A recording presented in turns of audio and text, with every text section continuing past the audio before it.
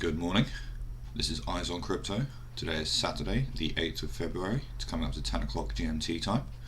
I'm back with another video bringing my thoughts on cryptocurrency news and what's going on in the cryptocurrency space. Like and subscribe to help me out with the YouTube gods, and let's dive straight in.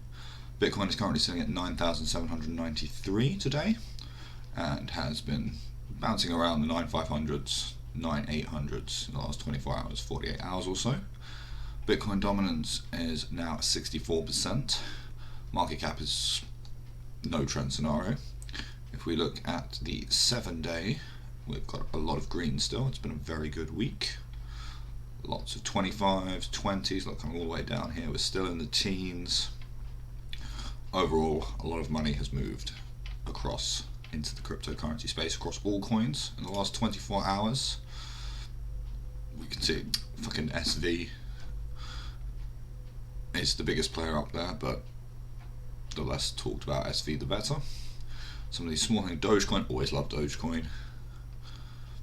And everything else is kind of pretty much in a small uptrend to no trend cycle. If we swip to the crypto fear and greed index, we've dipped back down into the 50s. Obviously coming to the end of the week and the weekend, we may be a global market, but people still have different sentiment, so the hype has slightly died down. If we look here at the 1 monthly chart for this score, started off at 40, in the 50s, so we've got a general increase. We peaked 2 days ago up into the 60s, and we'll probably hang around this neutral area. Once 10k is potentially broken, we might see this start to increase, but who knows. A quick look at the chart. Pretty basic, I'm not a TA expert in the slightest, but this is on the 1 day. We can see 3 successive green candles. 2 of those have held above this prehistorical 9600 line.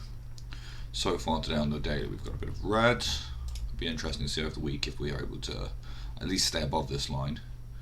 If we swap to the 4 hourly so far, a couple of green candles for the last 8 hours.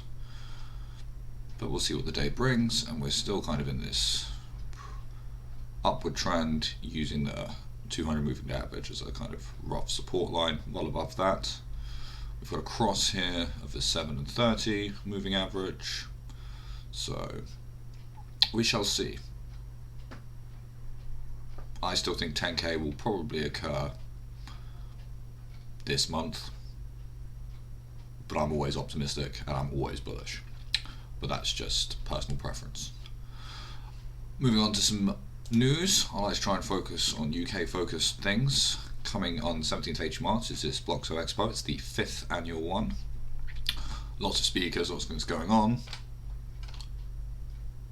Who knows, pre-Brexit, is blockchain going to thrive due to change of regulation? Who knows? But hey, speaking of updates, Crypto.com had a advert in Holborn up in London a couple of days ago, February 7th. It's just a billboard, and being a previous Londoner, how often I looked at these things was never. But with their card coming into play, giving you a option to spend your crypto in data activities and earn their own coin, it's cashback. It's not a crypto to crypto transfer of payment. The Crypto.com obviously just give the merchant the money and deduct it from your account with them. You're not actually physically exchanging the crypto with the merchant you're buying with, but one step closer to adoption. If more companies over time start offering more options, it's potential. You can get this one for free with having to commit no staking or anything of the MCO token, and then they offer greater different colors, and I think they're metal and things to make it more fancy, which gives you a higher percentage of cashback in the MCO token the more MCO tokens you have supported, which is fine. But the fact it's coming to a UK market is interesting, and when I get my blue one in the post, I intend to use it for day-to-day purchases and slowly accrue some passive income. Moving on to other news, the final Tron, Justin Sun, Warren Buffett dinner occurred. Been heavily reported on and off, going on and everything. I'm not a real fan of Tron, but I like to keep him. But it is significant, and they educated an old rich man about upcoming technology and showed them how quick Tron and stuff was, which is fine. you can read this article, just Google it, you can find out how this went down and what they talked about. But significant, old establishment meeting new establishment, but I think it's more of a publicity stunt, and it's not really going to bring any large benefit to the overall crypto market, apart from media exposure, which is why I'm talking about it. And finally, one of the most famous things that cryptocurrency fans and naysayers saying are hacks. Altbit, a small exchange that I wasn't familiar with, has reported it's been hacked and lost all of its Bitcoin ETH. ARRR VRC, which I don't even know what they are, and they only had a very small percentage of their funds saved on cold wallets, which is poor practice. If you're using an exchange, use a bigger one, or if you are using a smaller one, understand that there are greater risks, and as always, do your own research. Just a little bit more detail here. This is the repeat of the tweet.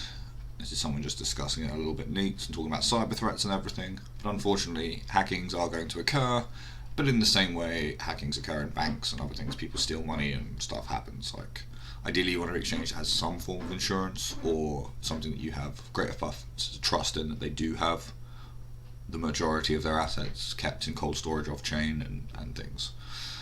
But always be careful and do your own research.